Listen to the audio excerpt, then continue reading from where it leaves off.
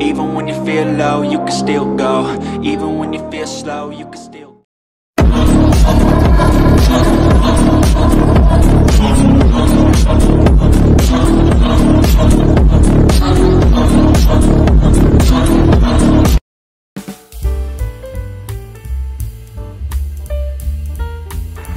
Welcome back mga Lodi, and welcome back to Kuya Raven Vlog. And of course, for today's video or vlog, magluluto na naman tayo ng isa sa mga masasarap na lutuin ng mga Pinoy.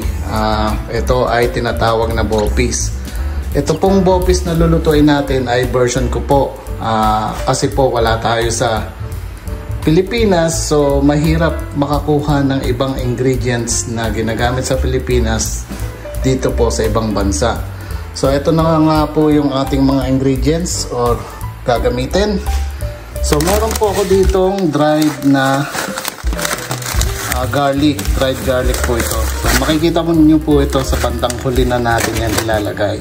Meron tayo ditong pork kidney, beef heart. Hindi po ito pork heart, beef po yung gamit ko.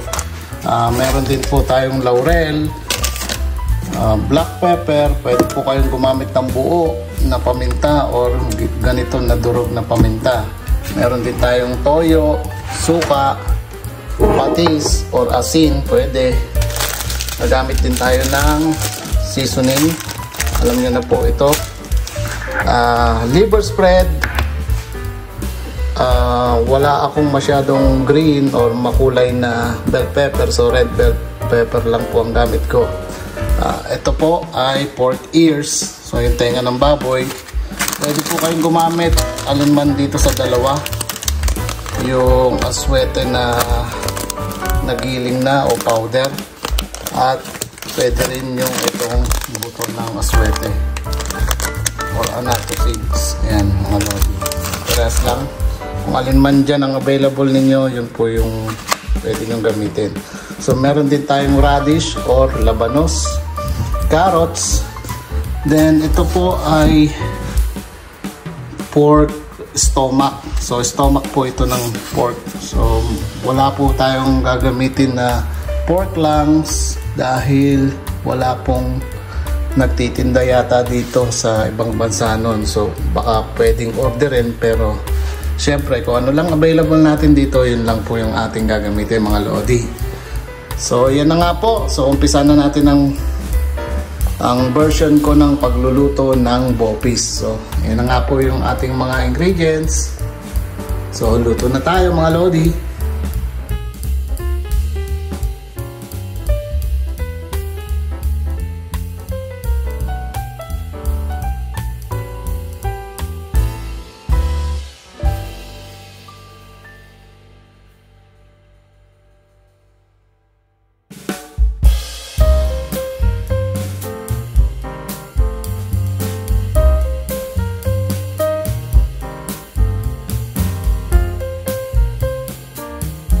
So ito na nga yung nalinisan na nating mga laman loob ng baboy sa baka mga Lodi. So pakukuluan natin to for at least mga 30 to 40 minutes siguro hanggang sa lumambot yung ating karne.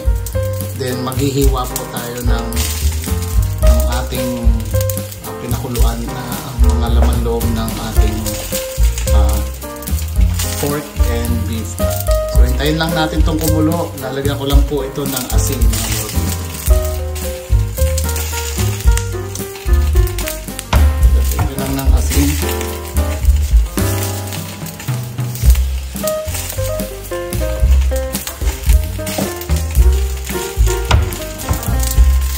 Hintayin na natin itong kumulo. Natin.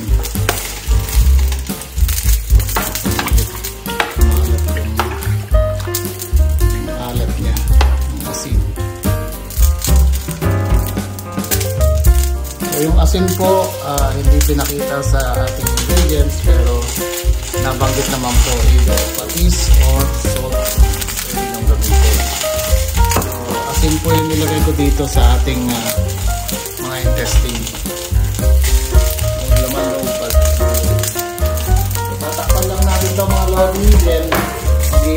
tayo ng 30 to 40 minutes. Tayo na lang tayo makumulo. So ito na nga mga lodi, after 35 minutes, tignan na natin itong ating pinapakuluan kung pwede na.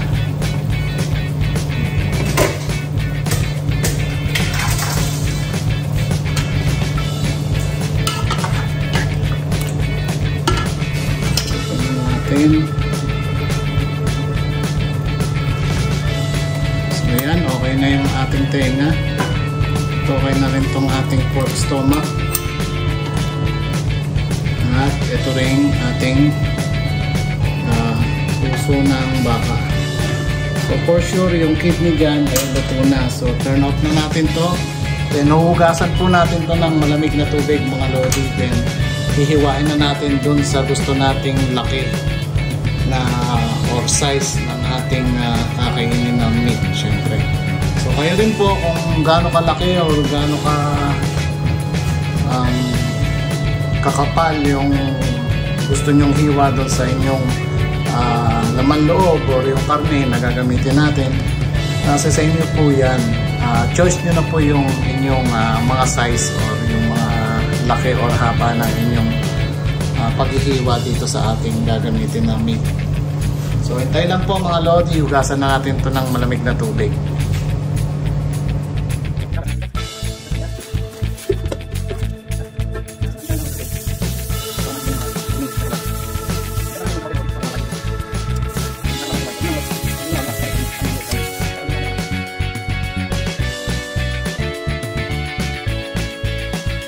So eto mga lodi, so nahugasan na natin yung radish saka yung bell pepper. Siyempre naghugas na tayo ng kamay. So ito yung hiwa na ginawa ko dun sa ginawa nating dice, yung bell pepper saka radish. So dito yung paggagawa ko nito, binababad ko na rin po ito sa sa vinegar yung ating radish saka yung bell pepper mga lodi. So ganun po yung paggawa ko ng bopis.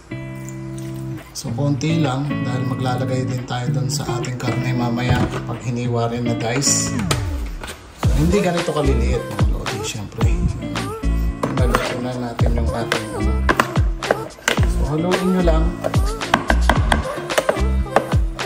para malagyan lang siya ng asim mamaya pag nilagay natin sa niluto nating bopis.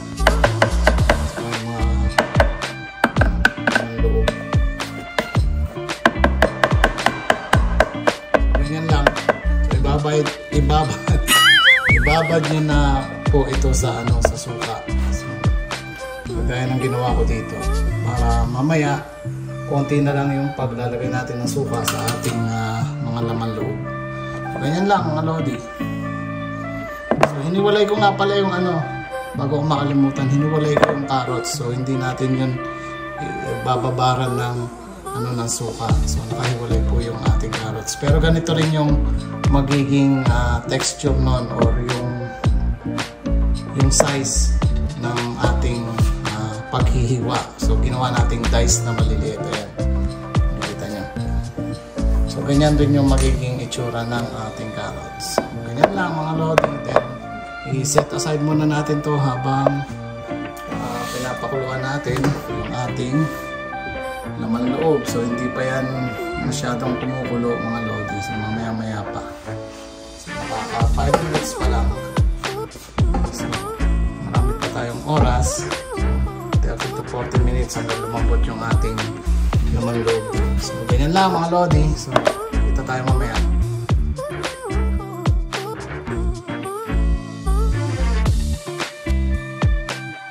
Ito na mga lodi, nahugasan na natin at napalambigan na natin tong ating mga laman loob or yung karne natin.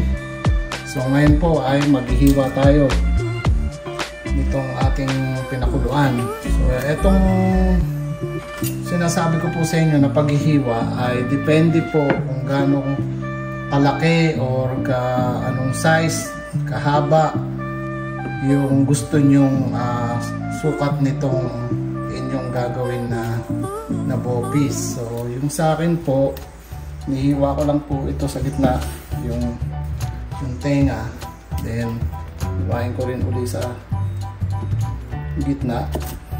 Ayan, nakikita nyo, malambot naman yung ating tenga. So yung ganito, ini-start ko na pong hiwain yan. So yan po yung gustong gusto ko kasi yung puti na yun, yung ligament. So ganito. Hanggang sa paliit siya.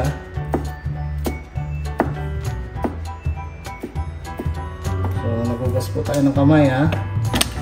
So ganito po yung magiging size ng ating gagawin bow piece mga lodi. So hihiwain ko lang to lahat, then papakita ko sa inyo kung gaano kalalaki to lahat-lahat ng pag nahiwa na po lahat ng ating meat.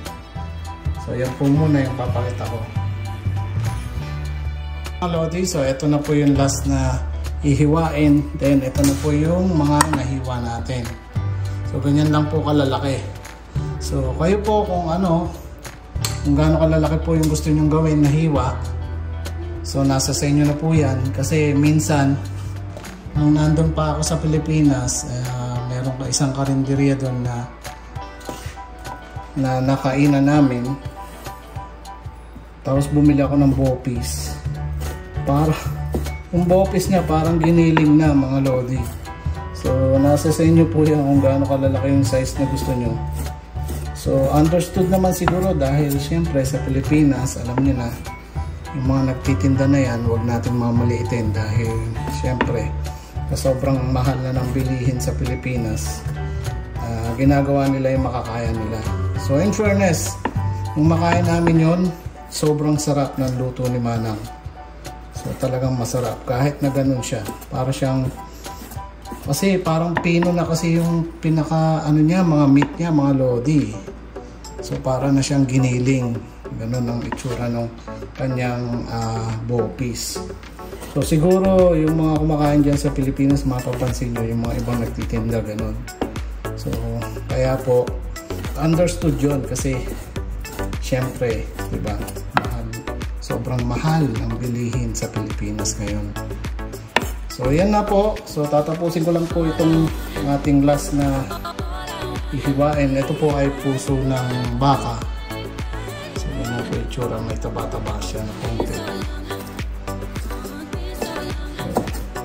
Pwede rin po ninyong gamitin yung puso ng baboy. So okay lang po yun. So ako po ito lang yung available. Kaya ito na lang yung gagamitin. So masarap din naman. Ayan, tatapusin ko lang to mga lodi. Then magluto na tayo ng bow piece mga lods.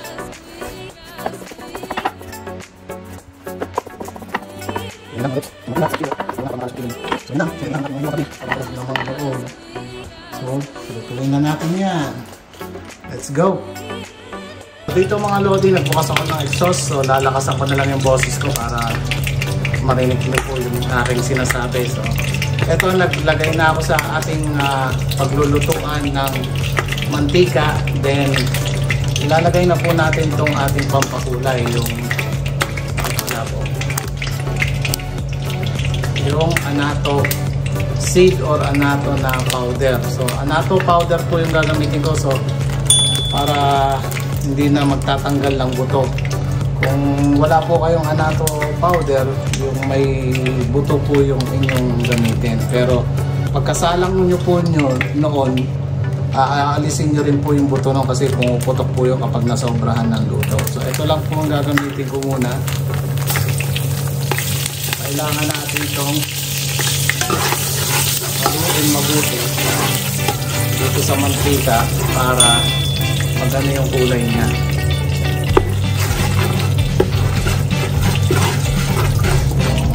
Tapos nung haluin, then pwede nyo nang ilagay yung karne dito mga lodi. So kailangan dito sa ating anato powder ay painitin nyo yung mantika tapos lutuin nyo doon. Kita nyo yung kulay kasi kapag binuhos nyo lang yan sa huli, medyo hindi po matingkad yung kulay niya. So yun po yung sekreto niya. So ito na po yung mga hiniwa-hiwa natin na ating lamang loob o meat. Haluin nyo lang mabuti mga lodi. nakuha niya yung kulay. So kung makikita nyo, agad-agad na kumukulay yan. Kasi ilagay na natin sa mainit na mantika yung ating annatto powder or aswete na powder. Ang pino po.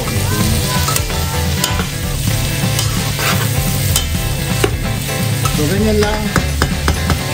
Hintayin natin ito na magkaroon ng konting texture na fried. Ito natin ang camera para makita nyo. Then syempre, titimplahan na natin ito ng patis o asin, kung ano meron kayo, toyo, suka, then yung laurel, paminta, syempre saka yung ating naglalagay po ako ng liver spread dito mga lodi, yung iba po hindi. So optional din yung ating liver spread. Kung ayaw nyo ng liver spread, then kayo na po ang magluto ng walang liver spread po. So nasa sa inyo po yan mga lodi. Kasi hindi ko po ito nilagyan ng atay.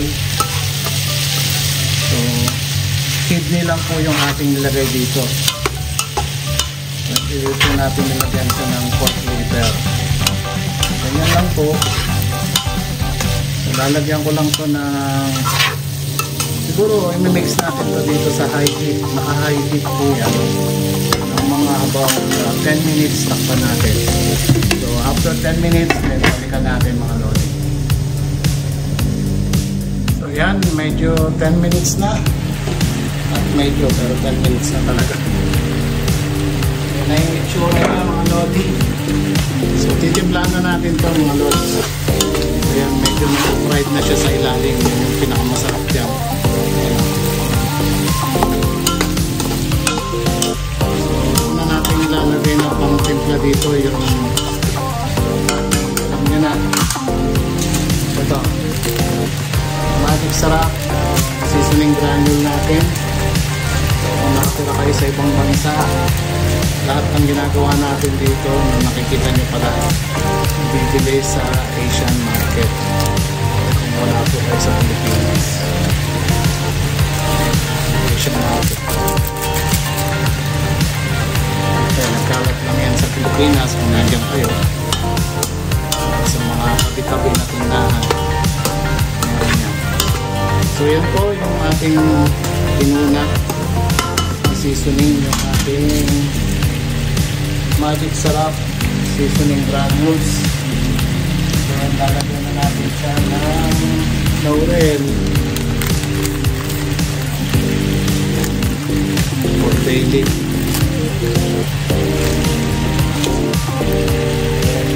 Lalagyan natin ng black pepper o pamintang buo. Pwede rin pamintang buo mga lodi.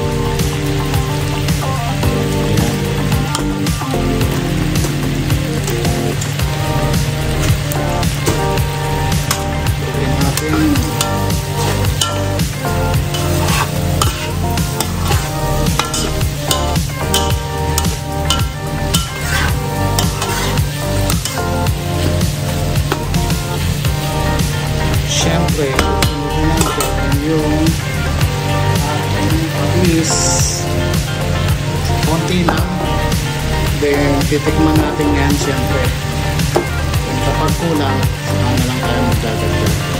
Dahil maglalagay pa tayo ng toyo dito mga lods.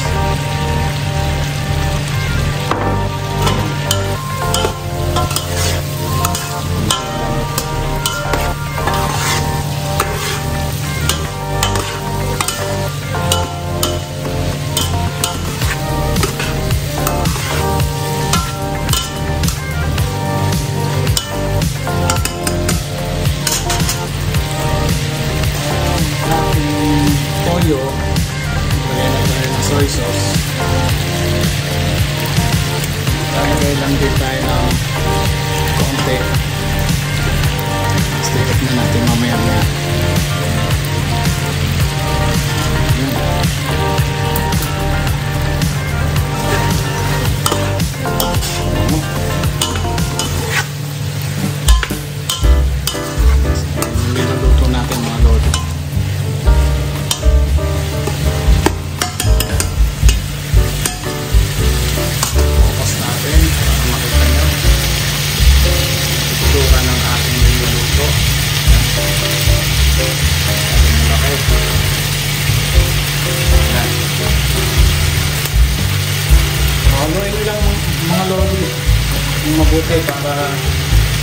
lumasay ang ating mga nilagay na pampalasa dito o yung ibang spices. So pwede kayong maglagay din dito ng sili o chili mga lodi kung gusto niyo na maanghang. Since na may mga bata sa amin nakakain, ano na lang po kami ng separate on the side ng chili, yung chili paste. Kami na lang nagdadagdag sa plato namin ng sili kung gusto namin maanghang. Ganun lang mga lodi. At syempre susunod na natin dyan yung ating suka. Haluin lang natin ito, pantayin. Kapag naglagay ng suka, huwag nyo munang haluin. Huwag nyo munang maluto yung suka. Ganun din ito, ating vinegar.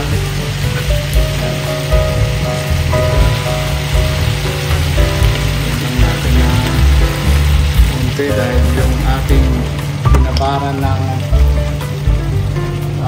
suka, yung labanos, saka yung bell pepper. So meron din yung suka, kaya konti lang din yung ilalagay muna natin dito. So tatakpan natin to for about 5 minutes mga lodi para maluto yung suka dahil saka natin hahaluin. So dyan muna kayo mga lods. Yan na nga mga lodi, after 5 minutes tingnan na natin.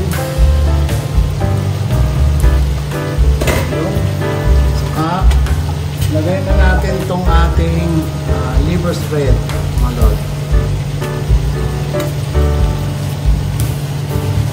Para lalong sumarap ang ating ginagawang bopis. So mga lord, tandaan nyo, version ko po itong ating ginagawa. So kung may sarili po kayong version, gusto nyo pong i-share, comment down below lang po dyan sa ating description box. Ayan. Nasa sa inyo na po kung gaano parami. Titikman natin ito maya-maya lang. Sa kanyang haluin, isuka na ito mga lods.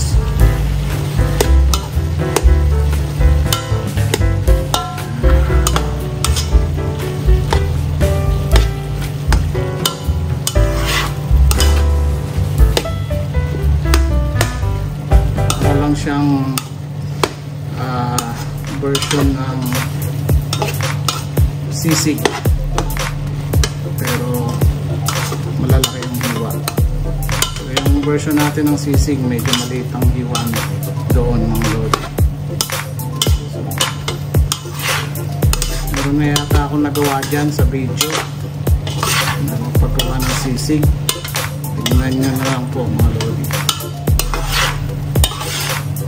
Ayan, ganda ng kulay, talagang bopis na bopis ang itsura. So ganyan po ako gumawa ng bopis mga lodi. So pagkatapos natin itong haluin mabuti, syempre hindi mawawala yung tikiman. Tignan natin kung kulang pa yung mga nilagay nating mga ano dito pampalasa. Tindahan. Tignan na natin.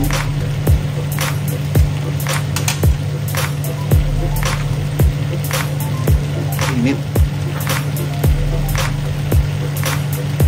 So ayos na. So yung asim niya, yung lasa niya, ayos na mga lodi. So ganyan lang po din. Haluin natin ulit para kumarap yung lasa ng liver spread.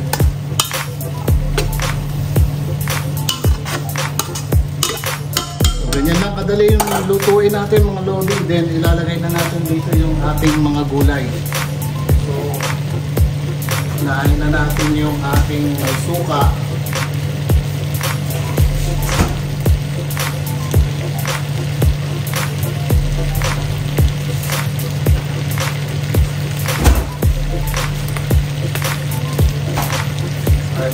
Ito, hiniwalay natin yung carrots, yung kanin ng sinabi ko mga lodi. So walang suka yung carrots.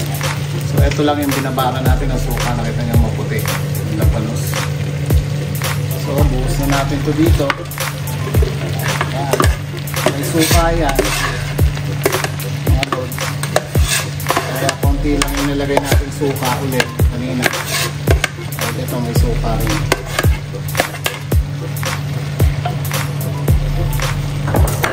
Lutuin na natin ito.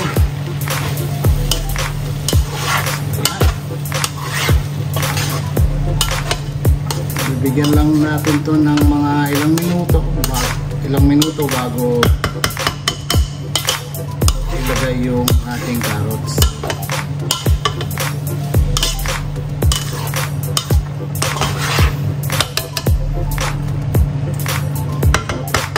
Tatakpan ulit natin to mga lods para maluto naman yung ating nilagay na radish sa bell pepper. So ayos na yan, maya maya lang. Mali yung takal na nakuha ko. So mamaya maya lang, ready na yan. So ganyan lang kadali. Then presentation na tayo mga lodi. So abangan nyo yan. So hintayin lang natin to siguro mga 7 minutes naman hanggang sa maluto lang yung radish. So hindi natin siya masyadong lulutuin para medyo may crispy o crunchiness yung ating yung labanos saka yung bell pepper. So hindi siya masyadong malambot na malambot. So ganyan lang mga lods. So hintay-hintay lang. So ayan na mga lodi, after 6 minutes na lang yung ginawa natin. So ayan yung itsura. Then pwede na natin itong ilagay yung ating ginawang carrots.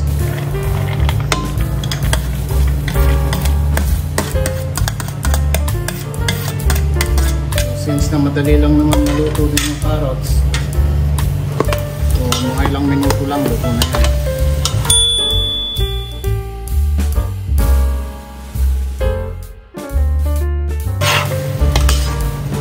Pwede kayong maglagay dito ng gagawin yung pangsabaw mga lodi. Pwede siyang chicken broth. Nasa sa inyo po yan. Yun po yung option. Pwede nyo siyang lagyan ng sabaw na chicken broth. So ako po tubig lang yung lalagay natin. So maglalagay tayo ng tubig dito mga lods.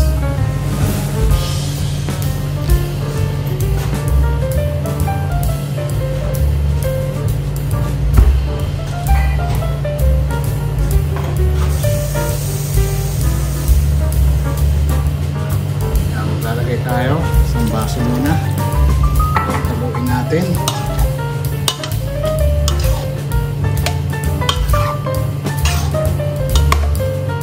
So yung pagkalagay ng tubig, tikman nyo ulit. Baka syempre yung ating panlasa kanina baka mawala dahil meron na siyang tubig. So pwede kayong magdagdag ng pampalasa nyo dyan mga lodi.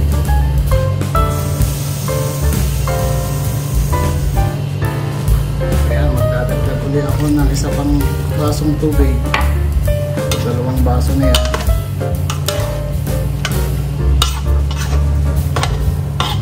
Kung yun naman sosobrahan mga lodi, maging ano na yan, soup na yan. So yan, pakukuluan lang natin ito ulit ng mga siguro 15 minutes na mga lodi. Then ilalagay na natin yung last na ating yung garlic na fried garlic na dry. So ito yung lalagay natin na last. So hintay lang tayo mga 15 minutes. Pakukuluan lang natin yan mga lodi. Then tapos na.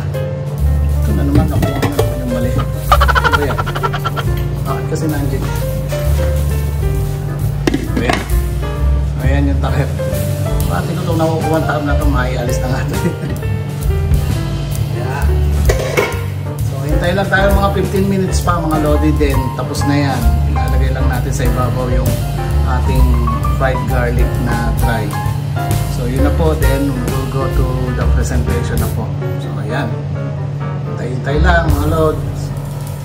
So ito na mga lodi, after 15 minutes ang pagpapakulo. Tingnan na natin. Ayan, ito ang camera natin.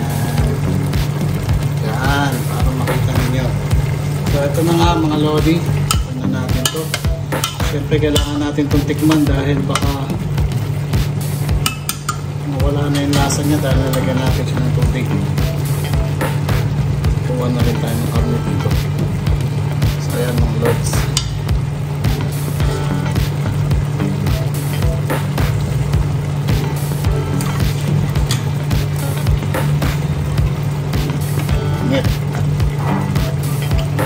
So yun na nga, bali parang pinulang na yung lasa niya, so magdadagdag na tayo dito ng patis toyo. So nga pala mga lodi, pwede rin kayong gumamit ng ano dito, yung Knorr liquid seasoning. Yun naman siguro yun. So ito na lang gagamitin ko kaysa sa toyo.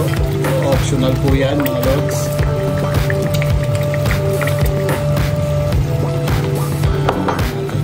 Toyo sa patis.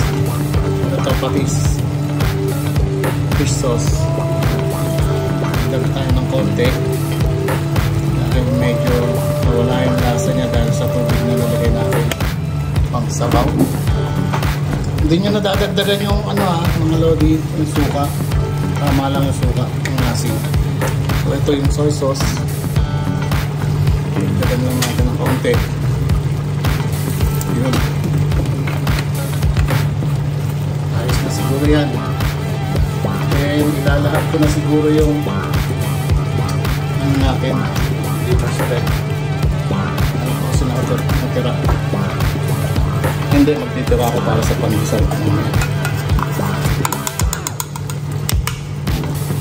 Mga lodi. So pinapalaman ko po ito sa pandesal ng ating liver spread. Ito po. Comment down below kung sino mga magamit ng liver spread sa pandesal.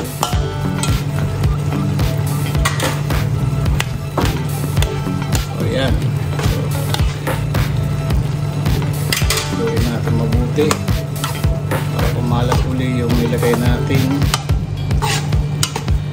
palasa.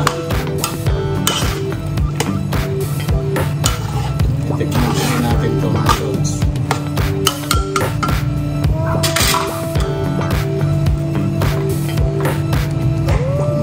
Sabaw.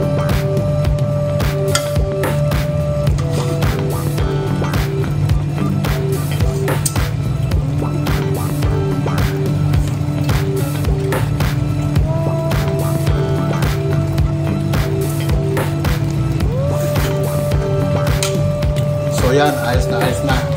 So ganyan lang mga lodi, kung sa tingin nyo na nawala yung lasa ninyo niluluto ninyo, then pwede naman kayo mag-add mga lods. So dagdagan ko lang din ito na konti pang paminta. Black pepper. So go, drop, tayo na kung bahala. Dagdagan natin sa paminta.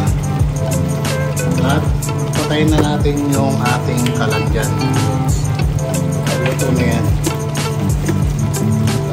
Natin to one more time, then presentation na tayo. So, bago ko pala makalimutan ang ating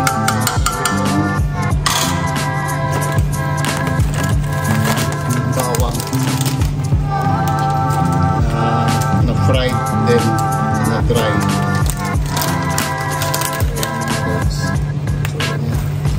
Parang chicharon. So lagay na natin to. Sa huli ko nilalagay para kasi ayokong masyadong malanta yung ating nilagay ng fried. Ay bawang. Yung mga nilalagay sa siomai, mga ganun, saka mga ibang nakikita natin sa Pilipinas na nagbebenta ng street food. So yan, ayos na to mga lodi. Reset na natin. So, tayo lang kayo.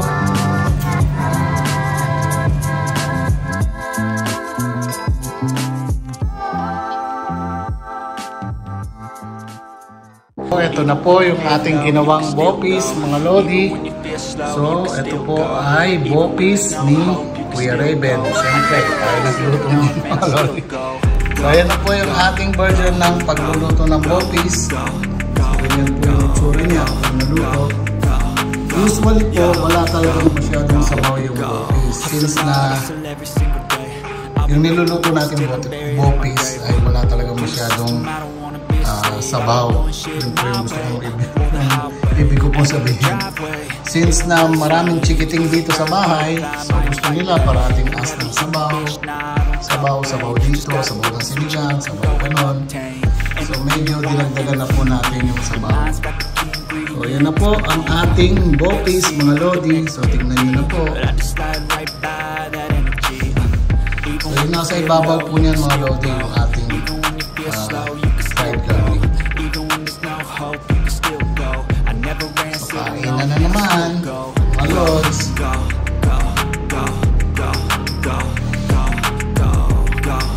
Sa susunod, mga lodi, so kung nagustuhan nyo po ang ating video, pakishare na lang po sa inyong mga kaibigan, family, and kung ano-ano pa po. Then kung ito po ay kung mayroon po kayong mga katanungan, comment down below. So sasagutin po natin yan dito sa Kuya Raven Vlog. And of course, kung hindi ka pa subscribe, mag-subscribe na po kayo dito sa ating YouTube channel na Kuya Raven Vlog. So kung nagustuhan nyo naman po itong ating mga vlog at gusto nyo sumubaybay, click the notification bell para lagi po kayo updated sa mga bago natin video. So maraming salamat po, mga lodi. Hanggang sa susunod ulit. So kakain na po kami. Salamat.